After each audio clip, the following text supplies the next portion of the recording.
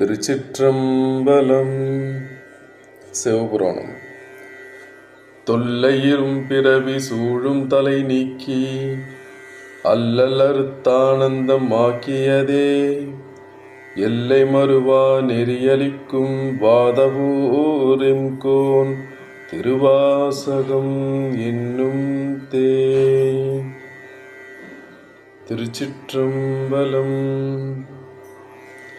நமச்சிவாய வாழ்க, நாதன் தாள் வாழ்க, இமைப்பொழுதும் என் நெஞ்சில் நீங்காதான் தாள் வாழ்க.